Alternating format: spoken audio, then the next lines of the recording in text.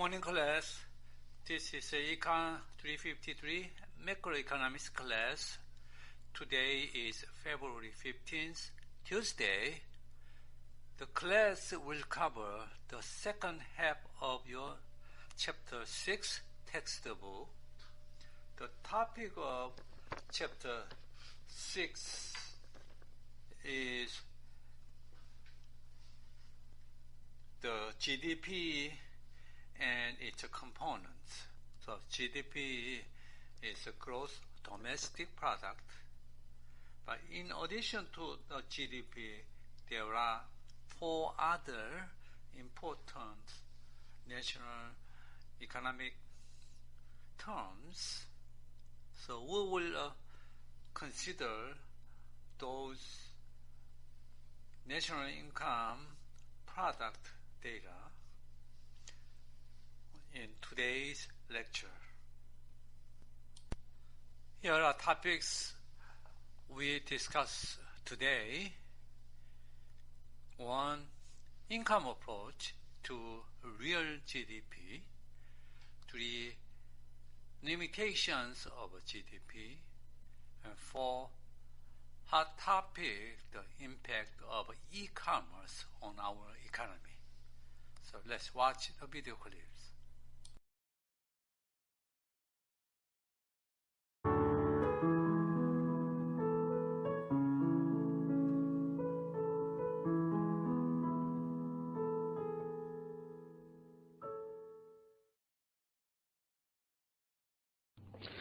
When you read the newspaper or listen to the radio, you'll come across terms like gross domestic product and gross national product and real GDP.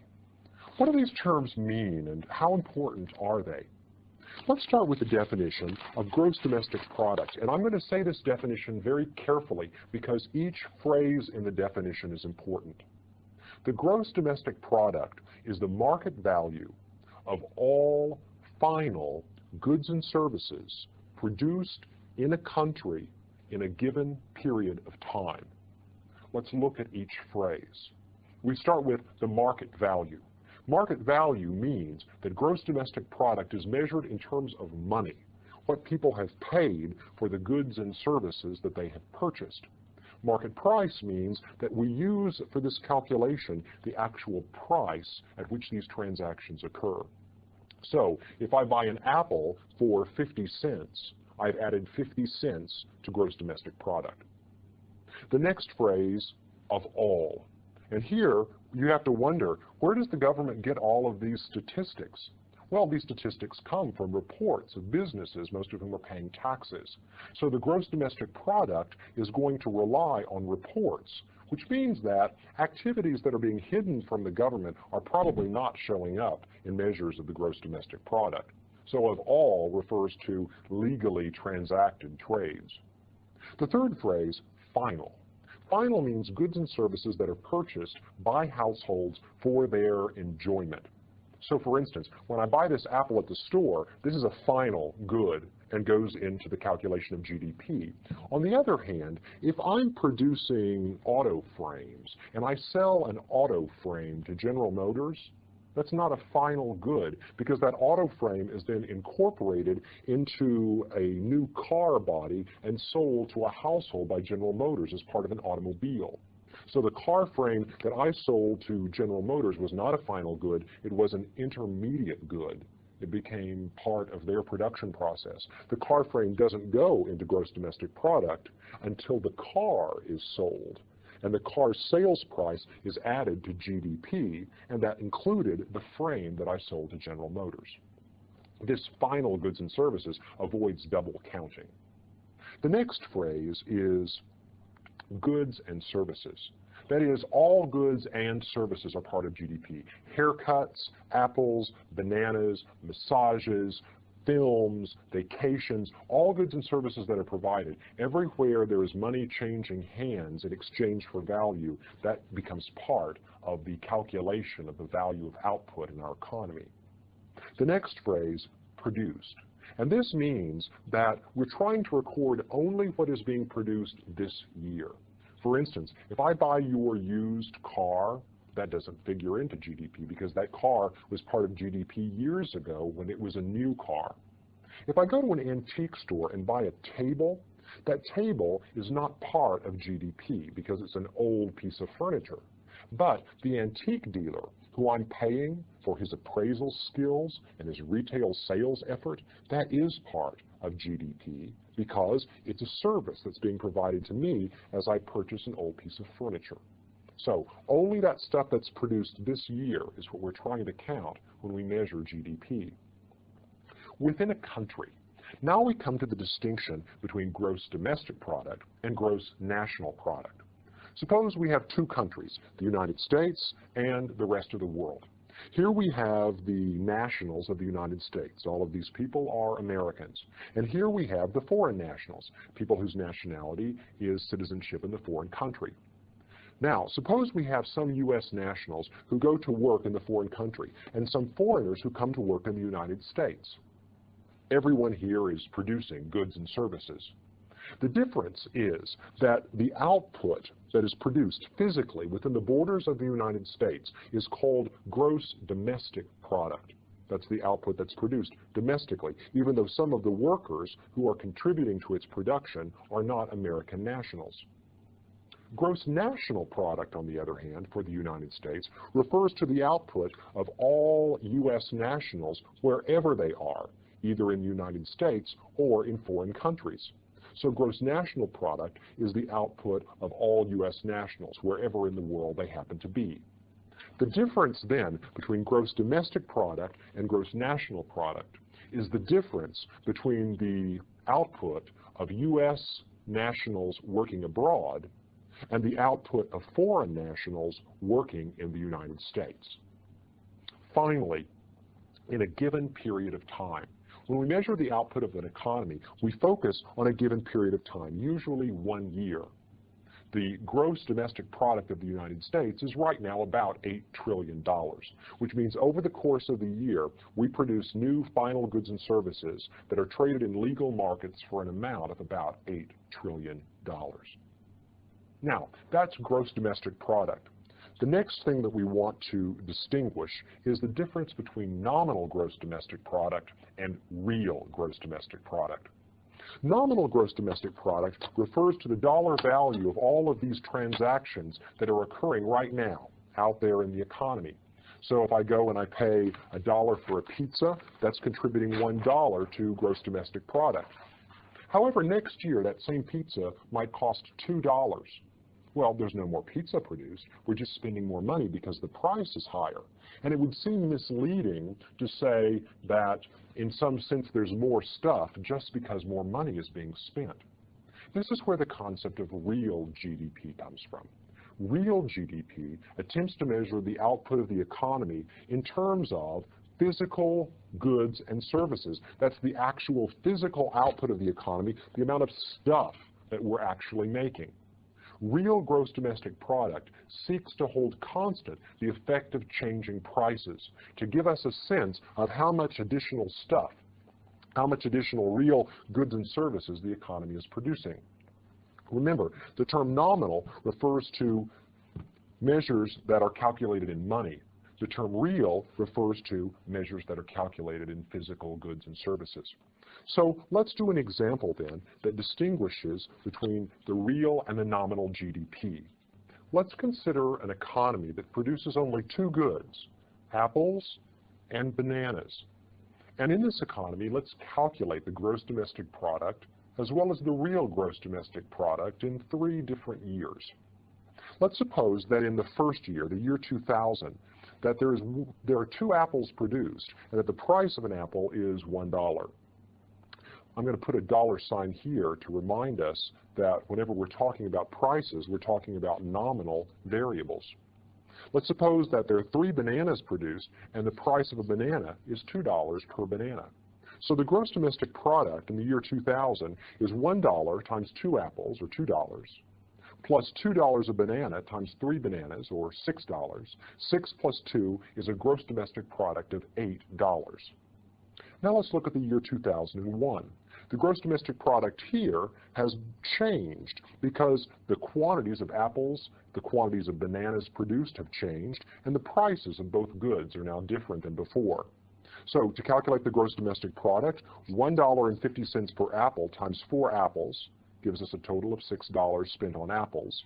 And $2.50 per banana times 4 bananas purchased gives us a total of $10 on bananas. 10 plus 6 is $16. That's the gross domestic product in the year 2001. And finally, the gross domestic product in the year 2002 is $2 an apple times 5 apples, or $10, times $3 a banana times 5 bananas, or $15. $15 and $10 together is $25 for the gross domestic product. Now, how do we compare the output of our economy in those successive years? Output is changing, but so are prices. How do we get a measure of the increased physical output of our economy, the increased real output? Well, we get that measure by holding constant the prices. And we pick a base year, and we use that year's prices in the calculation of GDP for the successive years. That's how we come up with a measure of GDP that holds prices constant. Watch closely. Let's choose the year 2000 as our base year, and let's circle the prices of apples and bananas in those 2 years, because I'm going to use these as the prices as I calculate gross domestic product in the year 2001 and 2002.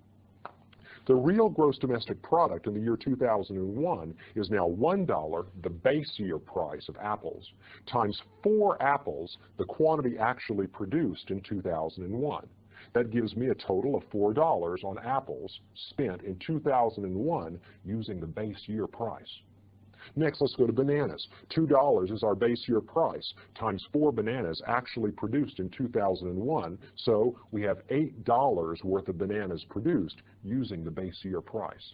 $8 plus $4 is a total real gross domestic product of $12 in the year 2001. See, before, when we used the actual numbers for the year 2001, we got $16. But that overstated the increase in physical output because part of that increased number came from higher prices. Using the base year prices, it appears that gross domestic product, real gross domestic product, has increased by only 50%, from 8 to 12, rather than doubling from 8 to 16. Next, let's calculate real gross domestic product for the year 2002. Start with the base year prices. Once again, $1 times 5 actual apples in 2002 is $5. $2, the base year price, times 5 bananas is $10 worth of bananas in 2002 at the base year price. 10 plus $5 together gives us $15. That's the real gross domestic product using the base year prices. So there you have it, a simple method for calculating real gross domestic product. Hold prices constant at some base year, and use those constant prices whenever you multiply by the actual physical output to calculate real GDP. Real GDP's changes are a measure of the increase in the actual physical output of the economy.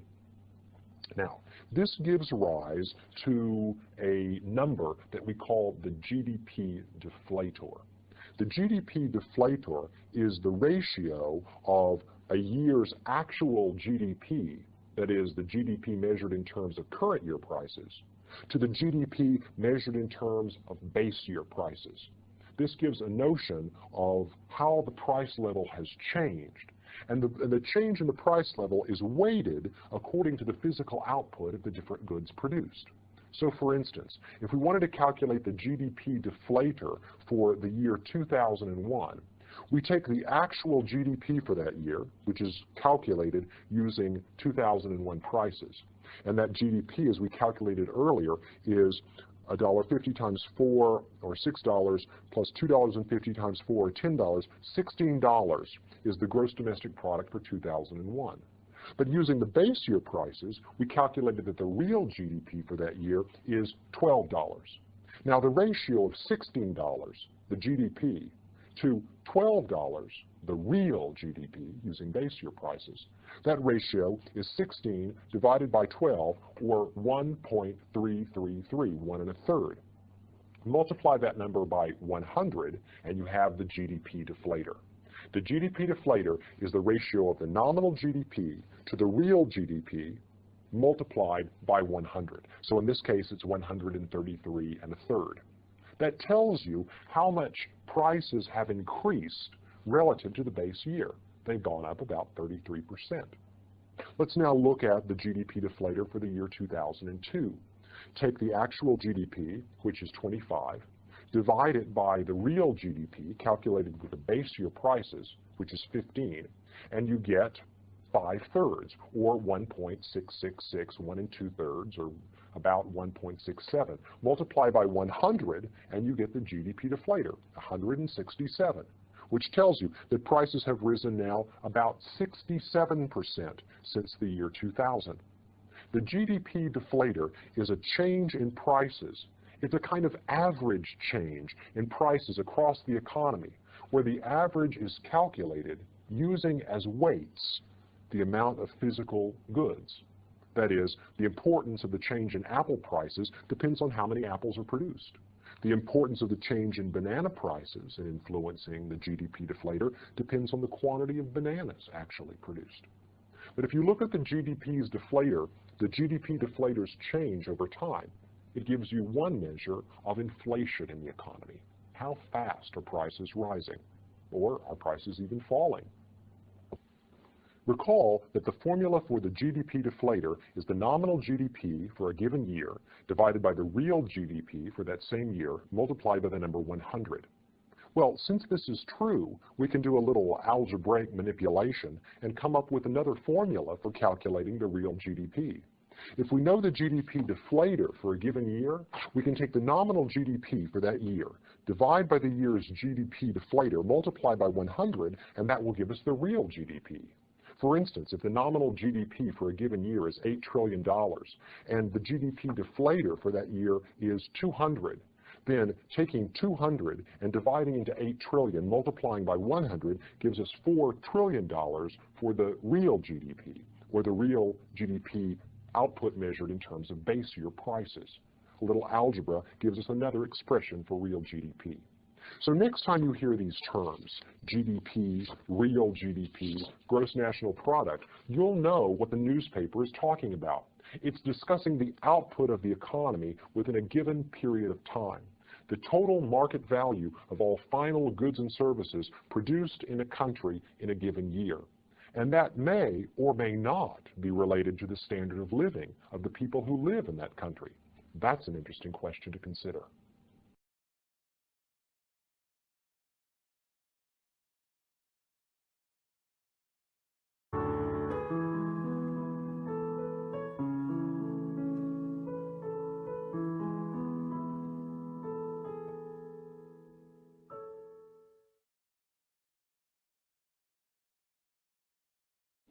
The gross domestic product is the market value of all final goods and services produced in a country in a given period of time, usually 1 year.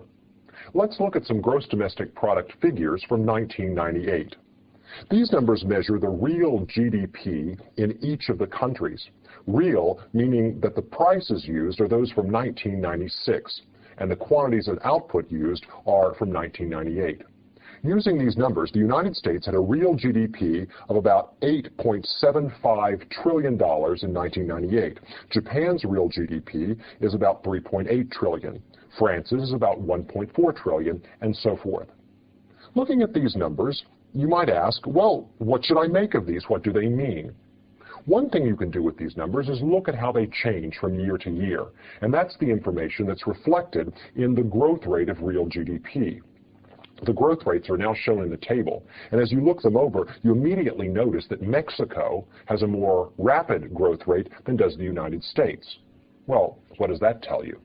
What it really tells you is that Mexico's growth rate is more rapid because Mexico is starting from a smaller base. A given absolute change in output in Mexico translates into a larger percentage change because Mexico's starting point is a smaller real GDP than the GDP in the United States. the given change in the United States translates into a smaller percentage. Whenever you hear people in the press talking about economic growth, they're usually talking about the change in real GDP, or the percentage growth rate of real GDP. Again, though, what do you make of this? When you hear that a country has a rapid growth rate, does that mean that the standard of living of its citizens is improving? Or that Mexicans are getting better off 3 or 4 times as fast as our people who live in the United States? Well, this depends on how you interpret the numbers. Let's divide all of the numbers in this column by the populations of the respective countries. That gives us per capita GDP, per capita real GDP in 1998. First thing you notice is that 2 countries, Switzerland and Japan, have higher per capita real gross domestic products than does the United States. Well, what does this tell us? Would you rather live in Japan or Switzerland? Is the typical Swiss or Japanese better off than the typical American? This, once again, depends on what the numbers are telling us. Gross domestic product numbers began to be compiled in the middle of the last century, that is around the time of World War II, when countries were concerned in measuring their productive capacity. That is, how many machines, how much output could be brought to bear quickly on the war effort. What was the productive capacity of our economy? Nowadays, however, these numbers are used to represent the ability of goods and services to provide satisfaction to the citizens of an economy. That is, there's usually an implicit link made in the press when we're talking about these numbers between the gross domestic product of a country and its standard of living or its quality of life. But is that an obvious link? Does the gross domestic product really tell us whether people in a country are better off or not? Let's consider several qualifications to the gross domestic product that will occur to us on reflection. That is, why might the gross domestic product not tell us what we want to know about quality of life in a country? The first problem with the gross domestic product is that there are things that are important to our standard of living that are left out of its number. The first is leisure. Does it matter if the gross domestic product has increased by 20% if we're all working so hard that we're tired and unhappy? That is, one of the things that we value is our vacation time, our time to sit and read a book. And yet leisure time does not show up in any form in the gross domestic product. In fact, on the contrary, you can argue that when gross domestic product increases, it could be because people are working harder or working longer hours, and that has to be traded off against their lost leisure. So leisure activities don't show up in the number. A second qualification is environmental quality. We're all concerned about clean water, breathable air, and beautiful landscapes, and yet none of these have market values that show up in the gross domestic product. Therefore, whenever business activity increases the final value of goods and services traded in markets, but at the same time diminishes the quality of air and water, we get an increase in the gross domestic product, but perhaps a reduction in our standard of life. The third question is about goods that are not traded in markets. What about child care? What about production in the household? What about meals put on the table and redecoration of houses and things like that through effort that occurs at home? Well, all of these things make our life better, and yet they don't show up directly in the gross domestic product because they're not traded in markets. Another concern is the quality of products. Think about television sets today compared to television sets 40 years ago. Not only are the television sets of today of higher quality and more fun to watch and providing better and clearer pictures, but their prices are also lower because technological progress has made it easier to produce these goods than back in the 1950s. Television sets are better and less expensive, but this doesn't show up in the gross domestic product because the gross domestic product doesn't provide explicitly for changes in the quality of products. Finally, there's this whole question of goods and services that are traded that never show up in official statistics at all because people are doing them through barter or other informal transactions, but they are trying to avoid paying taxes. The underground economy may be as much as 10% of our gross domestic product. That is, people engaged in informal activity on which taxes are not paid and records are not kept. So all considered, there's a lot of activity that's increasing our standard of life that never shows up in official statistics. Therefore, the gross domestic product may understate our true quality of life. On the other hand, it may overstate our true quality of life because there's a lot of expenditure that gives us no satisfaction. Consider one example, a lock and key. I bought this at the store to lock my locker at the gym so that no one would steal my clothes. Well, did this make me better off? Well, given that there's crime, I'm now protected, so I worry less. But do I want to live in a world where I have to spend a lot of money on locks and keys and security systems and car alarms? Also, because of the stress of modern life, we may spend more money on medication. Also, because of the difficulty of maintaining relationships in a stressful business world, there may be more divorce lawyers. All of these expenditures wind up increasing gross domestic product, but they don't necessarily make us happier. Therefore, our quality of life may be lower, even as our total spending increases. Another concern with per capita real GDP as a measure of quality of life is that it doesn't include other things that make for a good society, such as the distribution of income. If one person has a whole lot of money and everybody else has nothing, you might get a high average, that is a high per capita GDP, and yet the income distribution is all messed up. One person has everything, and therefore there are a lot of people who may be living in misery and poverty. Not only are we concerned about the people who are miserable and poor, but we're also concerned about what kind of society that makes for. Do you want to live in a society where a very small number of people are very rich, while most people are discontent because they can't meet their basic needs? Some measure of the income distribution might be important to a real measure of quality of life, but we don't get any of that from our gross domestic product statistics. Another concern is infant mortality. How many children are living out of childhood? What about adult literacy? What about life expectancy? All of these measures are important. What about the status of women in your society? What about educational opportunities? All of the things that we think make for a good society, none of them show up in this one-dimensional number that we call gross domestic product.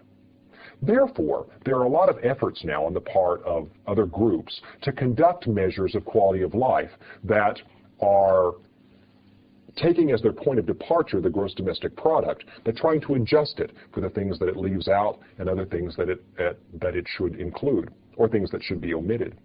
One of these is the United Nations Quality of Life Index, which looks at educational opportunities, infant mortality, adult literacy. And when it does, it reorders the country. The United States slips down in the list, and other countries that might surprise you rise up higher. Another interesting effort is on the part of a group in San Francisco called Redefining Progress. Redefining Progress has conducted what it calls a Genuine Progress Index. The Genuine Progress Index includes non-market production. That is, it tries to estimate the amount of value that's created from childcare and production in the household. It also treats the depletion of natural resources as a reduction in our capital. It tries to take explicit account of the amount of pollution that's created, and it knocks out of the GDP expenditures that are simply trying to clean up messes that we created in the process of production. Other things that it does is to take account of the income distribution and adjust the GDP downwards when the income distribution becomes more skewed. And it considers the drawback of living on foreign assets. Are we becoming more dependent on foreigners lending us money? The Genuine Progress Indicator has actually been declining since the mid-1970s. That is, if you take out the money that we're spending on locks and keys and security systems and divorce lawyers, and if you adjust for the amount of pollution that we're creating, according to Redefining Progress, our real standard of living has been falling since the mid-1970s. Well, there you have it. A concern about how to measure quality of life and standard of living. And it turns out that the gross domestic product, which was created to measure your capacity for conducting war, not surprisingly, doesn't always do a great job of telling you whether your people are better off.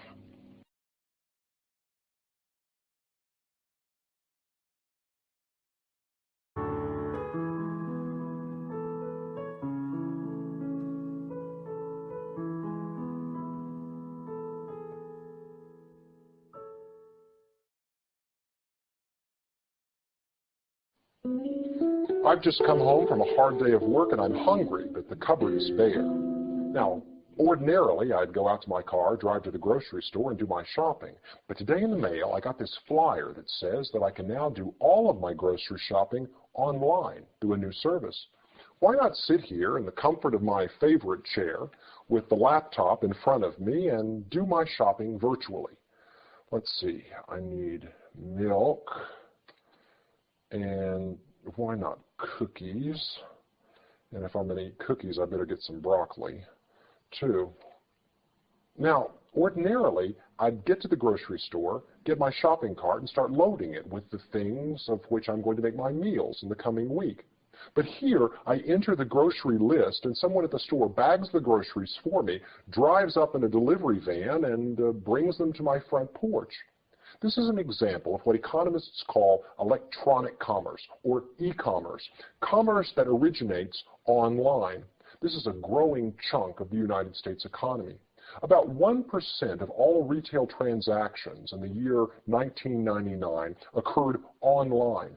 By the year 2000, it's estimated that at least 2% of all retail transactions will occur in this way, and the percentage is just going to keep growing. In 1998, only about 24% of all businesses sold goods online, that is, were participating in e-commerce. Nowadays, it's estimated that that number may be as high as 57%. You can see that electronic commerce is a bit of a sensation. It's rapidly becoming part of our life. So how do I decide whether I'm going to go to the grocery store in person or whether I'm going to sit here and do my shopping online? What are the advantages to be derived from either choice?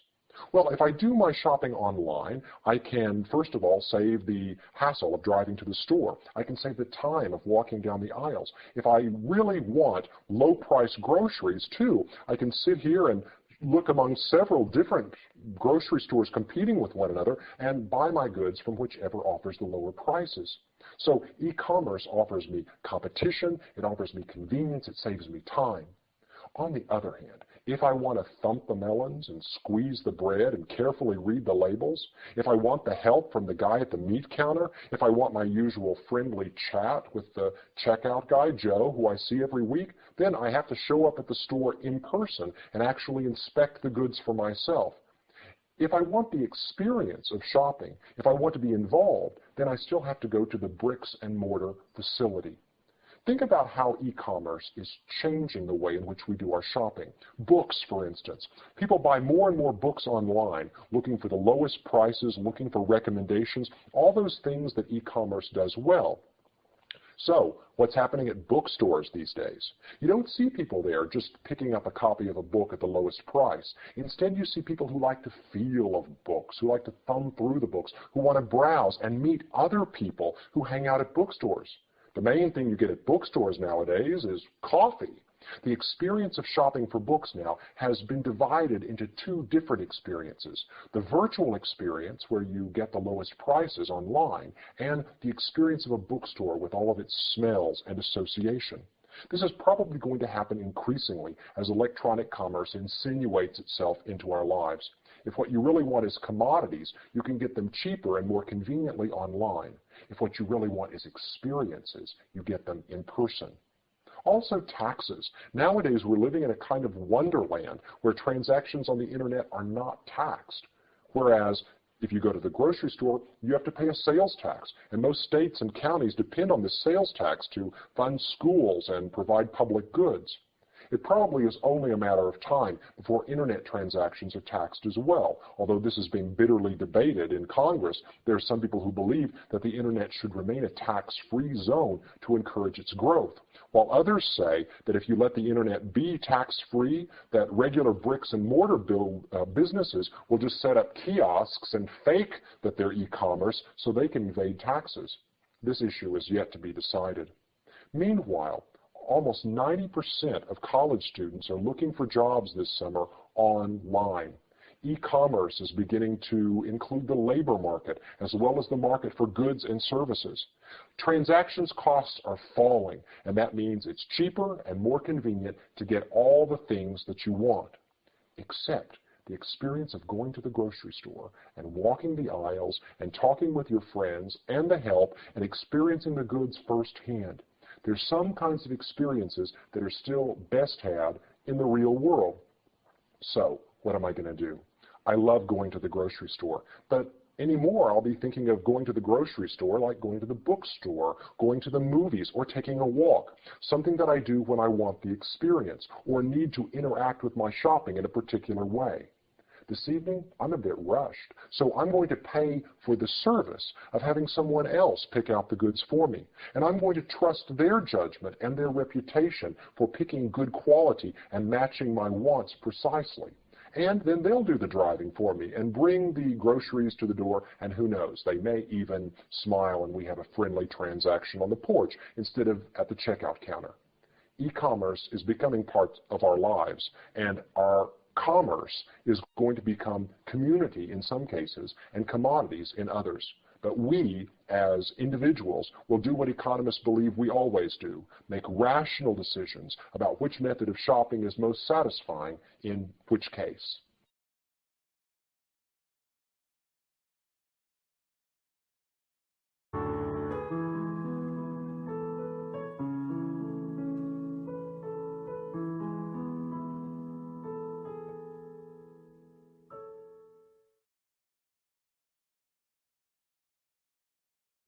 Suppose it's your job to calculate the gross domestic product for the United States. How would you do it? Start with the definition. The gross domestic product is the market value of all final goods and services produced in the United States in a given period of time, say 1 year. That is, it's the total value of all of the economic transactions that occur in the United States. Now, think about an economic transaction. Every one of them involves two parties. There's a buyer and there's a seller. And what's happening in every one of these transactions is the buyer is spending money and receiving in exchange for this expenditure goods and services. You can think of any transaction that occurs either as a spending decision by a buyer or as the receipt of income or money by a seller. That is, spending and income. It's one transaction, but it can be viewed from either of two perspectives. That is, every time something is bought or sold in our economy, a seller gets income that is equivalent to the amount of money that a buyer has spent to get a good and service. So you can either add up all the buyer's activity, that is, all the spending in the economy, or you can add up all of the seller's receipts, that is, all of the income in the economy. But these two are equal in every case. Spending equals income by the nature of an economic transaction. So there are two ways to calculate GDP. We can add up all the spending, that's called the expenditures approach, or we can add up all of the income that's received by sellers, that's called the income approach. In this lecture, what we're going to do is look at the expenditures approach. That is, who are the agents in the economy who are spending money? And how do economists think about expenditures? And when you add up all of this spending and get real gross domestic product, what have you learned about the economy? So let's start by making a list of all of those agents who act as buyers, that is, all of the agents who are spending on goods and services produced in our economy. Let's start with households. Households purchase goods and services, that is, they purchase goods and services that they enjoy consuming, and we call their spending consumption spending or consumer spending. Now, in 1999, the gross domestic product of the United States was $9.2978 trillion. Of this amount, $6.3037 trillion was consumer spending. That is, consumer spending accounted for 68% of the total gross domestic product of our economy. Consumers buy, typically, 2/3 of what the economy produces. That's consumer spending. Anything that a household buys except for a new home.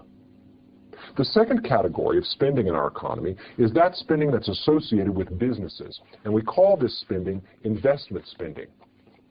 Now, this is a bit confusing if you're used to using the word investment to refer to money you put in the bank or money that you put in stocks. But an economist calls that savings. Whenever you decide to put money aside and save it rather than spend it, then you are saving. But when a business, a factory, a firm buys a new drill press or a computer or builds a new plant or acquires equipment, we call that business spending or investment. Now we want to make a distinction here between gross investment and net investment. Gross investment is the total amount of real spending that a business does in a year. All the plant, all the equipment, all the computers. However, some of that spending goes to replace goods and services that have worn out. That is, some of the capital goods that you purchased earlier have now deteriorated or depreciated. And some of the spending that you do goes to replace those depreciated goods. What's left over is net investment. And net investment is an increase in the capital stock. That is, after you've subtracted from gross investment the amount that is depreciated in the capital stock, you then have left over the net increase in capital stock, which is available to make more goods and services. So net investment measures the rate at which an economy's capital stock is increasing. The third component of gross domestic product spending is government spending. This is the spending of state, local governments, county governments, school boards. Anytime that a governmental entity buys goods and services, we call that government spending. And government spending is more autonomous than the other components. That is, the government can increase its spending or decrease it in order to influence the economy. That is, government spending often acts as a policy variable. The government will spend more money to try to stimulate the economy or reduce spending to slow down the economy. The final component of gross domestic product from the point of view of expenditures is net exports. Now, this term might be a bit confusing. Let me see if I can make it clearer. Whenever foreigners buy products that are produced in our economy, that is, when we send goods abroad in exchange for their money, we call that exports. Whenever businesses, households, and the government buy goods that are produced abroad, sending money overseas and bringing goods into our country, we call that imports. Now remember, our concern is to figure out the total amount of money that is spent on goods and services made in our economy, in this country. Therefore, we take the total amount that foreigners spend on our goods, that is, our exports, and we subtract from it the total amount that consumers, businesses, and the government spend on goods that are produced abroad, that is, our imports.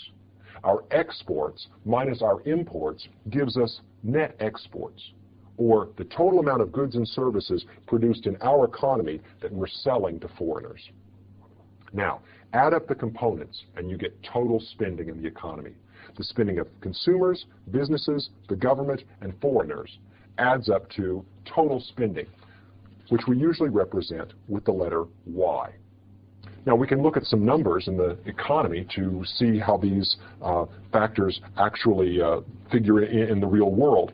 As I've already said, in 1999, the nominal gross domestic product was $9.2 trillion, of which 68%, or $6.3 trillion, was consumer spending, about 17% was spending by businesses, and about the same percentage, 17%, was the spending of government, and net exports was actually negative 3%, because the United States right now is actually importing a fair bit more than it exports. So this component of gross domestic product right now is negative. If you add all these together, you get about $9.2 or $9.3 trillion for our gross domestic product in 1999. These are the nominal gross domestic product numbers. The economist is going to be more interested, however, in real gross domestic product. So to convert these gross domestic product numbers into real terms, to measure the actual amount of stuff that households and businesses and the government buys, to measure the changes in the amount of output in the economy over time, we're going to want to hold constant the effect of changing prices. So the first thing we do is we find a gross domestic product deflator for 1999. And that means choosing a base year, which the government has done for us in its statistics. 1996 is the base year, and the gross domestic product deflator for 1999 is 104.46. That is, the average price level increased by about 4.5% between the base year and 1999. Now, divide the nominal gross domestic product of $9.2978 trillion by 104.46, and you get the real gross domestic product for 1999 using 1996 prices. And that number is $8.9008 trillion.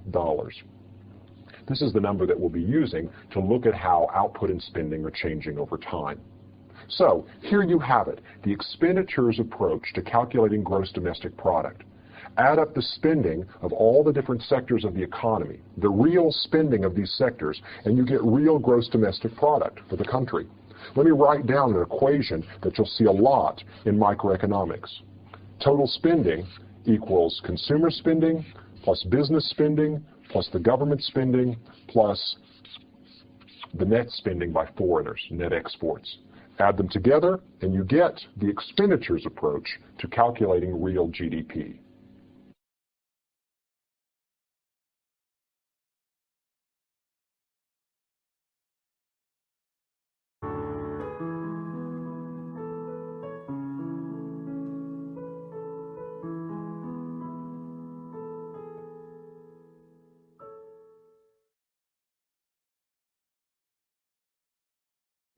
A country's gross domestic product is defined as the market value of all final goods and services produced in that country in a given period of time. And the real gross domestic product seeks to hold constant the effect of changing prices as we look at how a country's output changes from one year to another. That is, when gross domestic product changes, part of the change is due to a change in market values, that's prices. And part of the change is due to a change in the physical output of goods and services in that economy. So we invent the concept of real gross domestic product, which tries to isolate the effect of increasing output and hold constant the effect of prices. Let's look at an example to remind ourselves of how real gross domestic product works. And as we work through this example, we'll see a problem that arises in the course of calculating the change in real gross domestic product from one year to another. Let's start with year one. In year one, let's suppose that we have two goods produced in our economy, apples and oranges. And the price of apples is $1 a piece, and 10 apples are produced, for a total market value of $10 from apples. Let's suppose that the price of oranges is $2 a piece, and the quantity produced is 10 oranges, for a total market value of $20 from oranges. $10 in apples plus $20 in oranges gives us a gross domestic product for this economy of $30 in year one. Now consider year two. In year two, let's suppose that there is a big increase in orange production, perhaps due to some new technological advance that allows oranges to be produced at lower cost. What happens in this case is that the quantity of oranges produced increases to 20 oranges, and the price falls through the interaction of supply and demand. That is, the surplus of oranges pushes down the price so that oranges now sell for $1 a piece. 20 oranges at $1 a piece gives us a market value of $20 from oranges. Over here in apples, let's suppose we still have $1 per apple and 10 apples produced, for a total market value of $10 from apples. $10 plus $20 means that our gross domestic product for year two is $30. Now, we know that our economy became more productive because there are more oranges being produced because of this technological advance that I described. But what is the actual increase in real gross domestic product? By what percentage did the physical output of our economy expand? How much better off are we in terms of the quantity of goods and services available to meet our wants and needs? Well, the percentage number that we wind up with depends on the base year that we select for our price weights. Let me see if I can give you the intuition of this problem. Suppose you work for a company that moves furniture, and your boss pays you $50 a day. The next day, you come to work and the boss says, "Good news, I'm giving you a raise to $100. The percentage increase in your wage is 100, the new wage, minus 50, the old wage, divided by 50, the old wage, for a percentage increase of 100%. Now, suppose the next day you come back to work and the boss says, sorry, I've got bad news. That is, your wage is going to be cut to $40. You do a quick calculation, $40, if this is your new wage, minus $100, your wage from the previous day, divided by that $100 base rate, gives you a percentage decrease of 60%. You complain to your boss, I was making 50, then you gave me 100, now I'm cut back to 40, I'm worse off than I was before. And the boss counters, no, I gave you a 100% increase and only a 60% decrease, you shouldn't complain. Well, this is ridiculous, isn't it? And it points out a problem with the calculation of percentage changes. Percentage changes depend entirely on where you start. That is, the base with which you calculate that percentage determines the amount of the percentage change. We're going to see this problem now as we look at a change in real gross domestic product. The percentage change that we wind up calculating depends on where we start. That is, which year we choose for our base. Suppose we want to calculate the percentage change using the year one prices as our weights. Well, look at this. In this case, we keep the year one prices of $1 for an apple and $2 for an orange. And we use the year two quantities of 10 apples and 20 oranges. If we do this, multiplying $1 times 10 and $2 times 20, we get a real gross domestic product using year one prices as our base weights of $50. Compare $50 with the original gross domestic product of 30, and that's going to be a percentage increase of 66.7%. 50 minus 30 divided by 30 is a percentage increase of 2/3, or 66 2/3%. However, if we do the same calculation from year one to year two, and we use the year two prices as our base weights, we wind up with a different percentage altogether. Let's go back and look at the year one quantities of 10 apples and 10 oranges. And now let's use the year two prices as our base weights. $1 per apple and $1 per orange. That is, if we go back and look at the original year's output of apples and oranges and weight those outputs by the year two prices, we wind up with a real GDP of $20. That is, in terms of year two prices, the gross domestic product, the output of this country, was worth $20 in year one, measured in year two prices. So the change in real gross domestic product is from $20, the year one output, to $30, the year two output. Notice you're comparing 2 years for which you're using the same prices, $1 per apple, $1 per orange. And using those weights, the real GDP increased from $20 to $30. That's a 50% increase. See, you got a bigger percentage increase when you use the price of $2 per orange, because the higher price put a heavier weight on the change in output of oranges. Well, there's something kind of messy about this. We don't like the idea that you get a different answer depending on whether you start in year one or year two. This is confusing, and it makes the concept of real gross domestic product less useful. So what the Bureau of Economic Analysis has done since 1995 is to try to correct for this percentage oddity problem by using neither $2, the year one price, or $1, the year two price, but using some number in between, that is a weighted average of the 2-year prices, that makes the percentage change more consistent. That is, gives you the same percentage change whether you use the year one prices or the year two prices. You don't use either price. You use something in between. So whether you're moving forward or backwards, you get the same percentage change. And that's definitely an improvement. And it avoids the problem with percentages that we described earlier. This problem comes up frequently in economics. Percentages are sometimes a messy thing to deal with, especially whenever you're looking at different base years as possible candidates for calculating the percentage. But here's a simple explanation of how you wind up with a problem with percentage changes depending on which year you select as your base.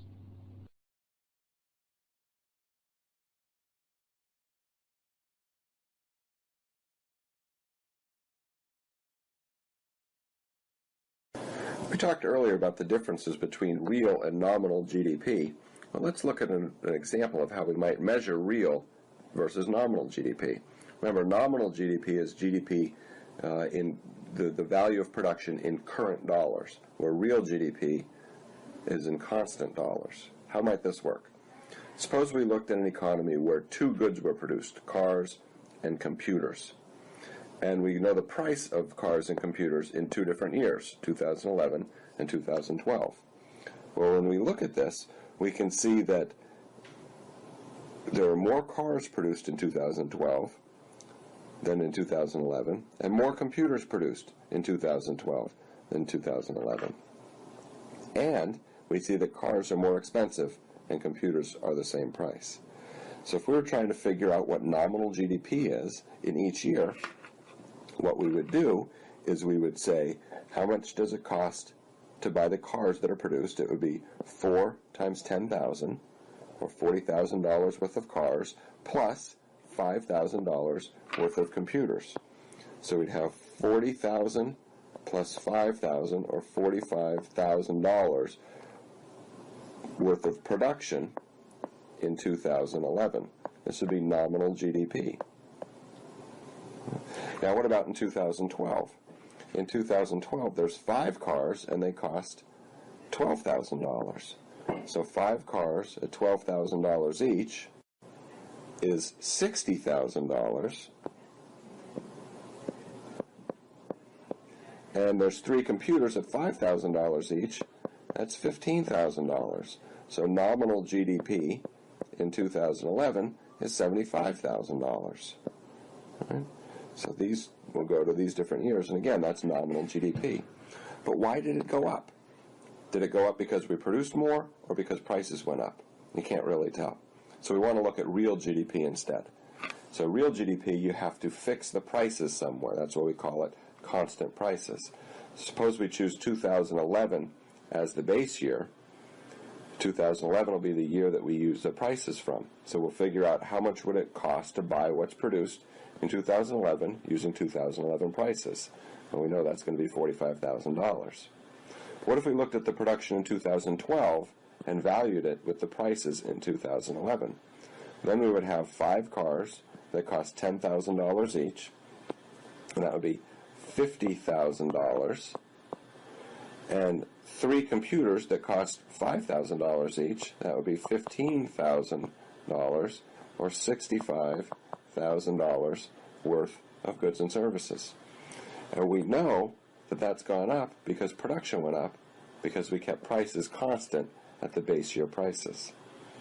So when we look at real GDP and nominal GDP over time, it's more useful to look at real GDP, because we know that if it has gone up or down, it's because production has gone up or down. Nominal GDP goes up when prices go up, but it also goes up when production goes up.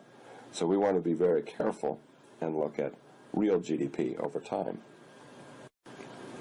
Now, once we can compare nominal GDP and real GDP, we know the only differences are changes in prices. So we can produce a price index called the GDP deflator. It's an index that measures how the prices of goods and services included in GDP have changed over time. How do we do that? Well, the GDP deflator for any point in time is equal to the nominal GDP at that point in time divided by real GDP at that point in time times 100. And that'll give us a price index at that point in time, and it's called the GDP price deflator.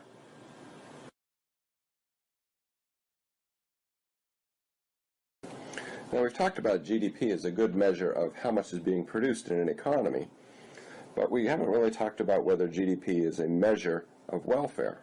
Now, again, it measures how much is being produced, and generally when we see increases in GDP, we're talking about increases in standards of living, and people are thought to be better off. But there are many shortcomings of GDP as a measure of welfare. First of all, you can't count and measure housework and childcare.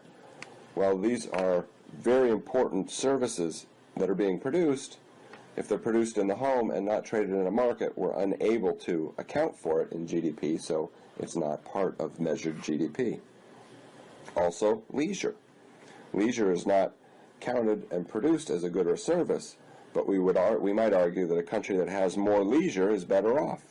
So if GDP is rising but leisure is going down, when we're measuring welfare or well-being of citizens of a country, we might say they might be worse off. So it's not clear whether an increase in GDP is going to increase well-being. Also, the underground economy. Lots of goods and services are produced in the underground economy, but since they're illegal, either because they're illegal practices or they're happening to avoid paying taxes, they're not measured, and hence not part of measured GDP. Additionally, we want to look at pollution when we're talking about social welfare or well-being. If we increase GDP and increase production, but significantly increase pollution at the same time, we might argue that we're worse off. How much are we talking about here? Well, the world underground economy in 2002-2003, estimates of how large this portion that's not being measured ranges from, in Europe, the United States, and Japan, 17% of reported GDP is the estimated size of the underground economy, all the way up to 41% in Africa and Central and South America. So while we think GDP is a very good measure of production, it's not a perfect measure of production because it doesn't account for the household production and childcare and the underground economy. It also isn't a perfect measure of social well-being or welfare because it doesn't account for leisure and pollution.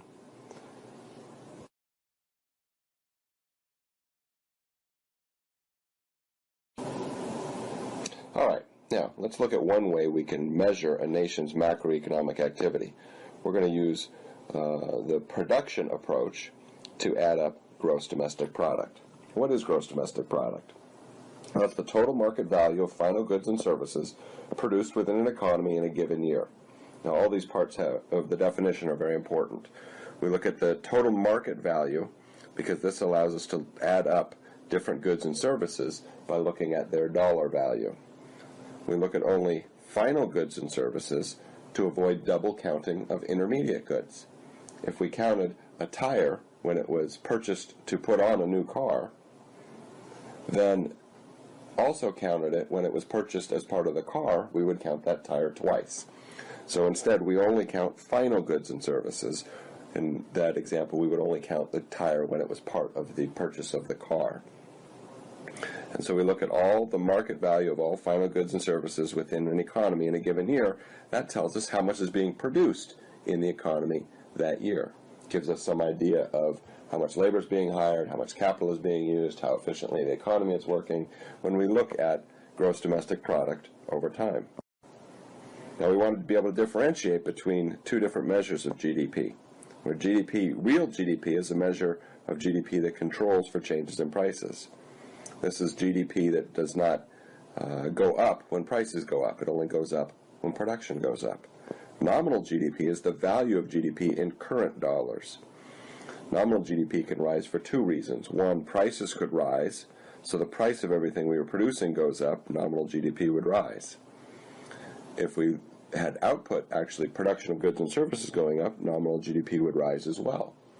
So since we look at GDP as trying to figure out how much we're producing, a better measure of that is real GDP, because that only rises if output rises.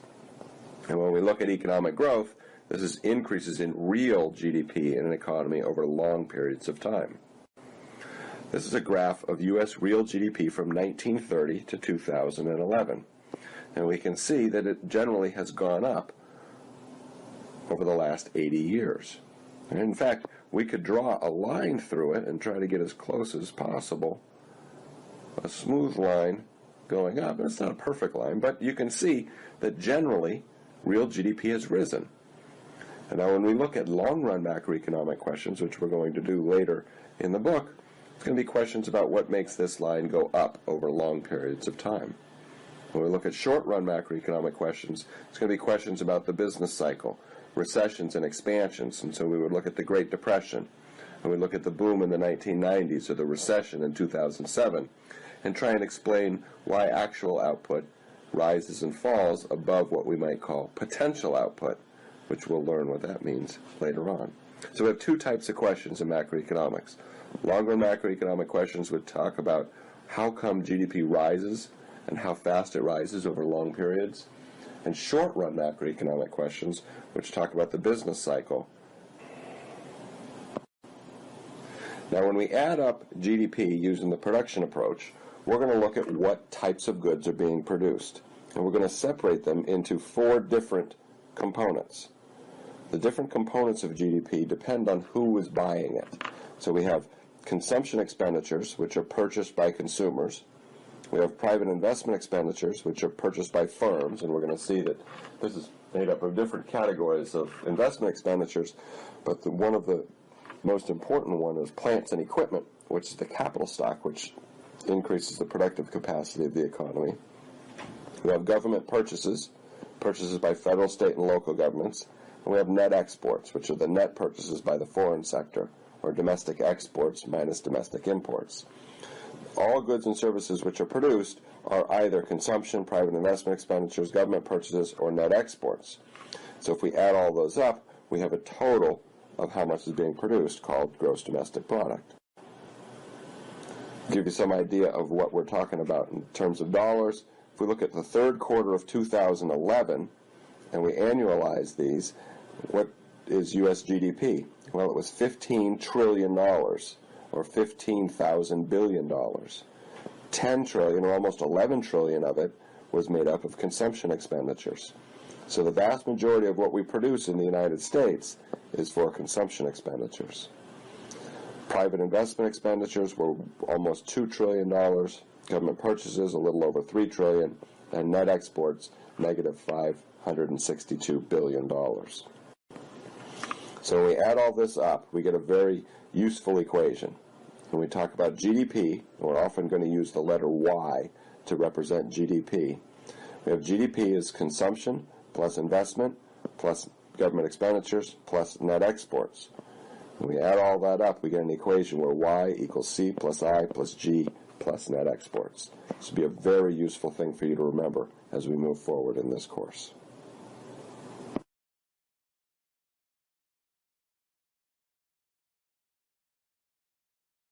Another way to look at a nation's macroeconomic activity is by looking at national income, where national income is the total income earned by a nation's residents domestically and abroad in the production of goods and services. How does this relate to the production method? Well, let's look. Let's look at the circular flow to see. Here's an expanded circular flow where we've got households and firms like we did in the simplified picture, but we've added in a government and we've added in the rest of the world. So if we look at the green arrows, this is how money or income flows around the economy. We know that households buy consumption from the product market, the government buys goods and services, and we have net exports up here. We also have firms purchasing factors of production in the form of investment, and so we get all of our production being produced by firms. That's the production approach. Now the income approach goes the other side, and it measures how much firms are paying the factors of production in order to produce those goods and services. So if we look at the factor market, we know that households are providing labor, they're providing entrepreneurship, they're providing ownership of capital. All the payments for those factors of production are added up to make up national income, and that's another way of measuring macroeconomic activity.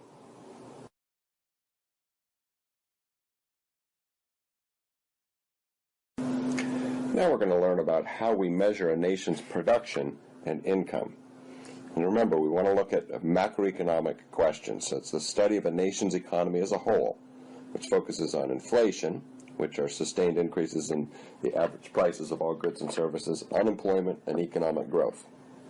One of the important things we need to be able to do is measure how much a nation is producing, or measure how much a nation is earning. Now, a useful tool to do this is called the circular flow. The circular flow is a picture of how goods and services and resources flow around the economy and how income flows around the economy in payment for those goods and services. So we're going to look at a simplified circular flow. In this picture, we're only going to have two groups of individuals. We have firms and we have households. Right, now this is a simplified picture of how the economy works because we don't include the government, we don't include a financial sector, and we're not including a foreign sector. But let's see what we can learn just looking at firms and households. Now what do households do? Households buy goods and services, and these are purchases. They buy goods and services, so they purchase them in the product market. In the product market, goods and services are sold by firms. Right? So they sell goods and they receive revenue for it. Households buy goods and they give money for it. So in the product market, we're going to have the exchange of goods and services, and money or income flows from households to firms. We have another market called the factor market. The factor market, this is where factors of production are bought and sold. So we buy and sell labor, capital, and other factors of production which go into the production of the goods and services which are then sold by the product market. So if we look in the factor market, households supply these factors. And households are the laborers. They are the owners of capital. They are the entrepreneurs that are selling these factors of production to firms. Firms are doing the demanding for those factors. In exchange, they're paying income to the factors of production, and that income is received by the households. So if we look at the set of green arrows around the circular flow, this is how income flows around our economy. If we look at the red arrow, this is how goods and services and factors of production flow around the economy. In general, I find it more useful to look at these green arrows and follow where the money goes. And so we're going to look at the circular flow. This is a good picture of how income flows around the economy. Households buy goods and services in the product market from firms, and that transfers income from households to firms. To produce those goods and services, firms hire factors of production, and they pay income for it to the households.